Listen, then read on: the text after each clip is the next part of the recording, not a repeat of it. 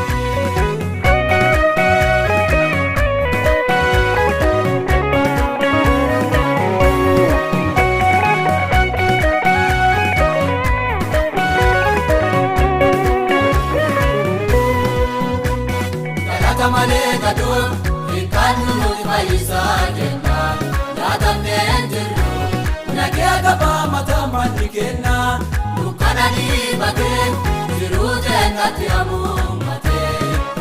bilisa nu baase harki garakkoo mulkeen urraagate dukkana dhiibate jiruu deengatti hamuummate bilisa nu baase harki garakkoo mulkeen urraagate nurraamuudhame odaanfame hundi dukkana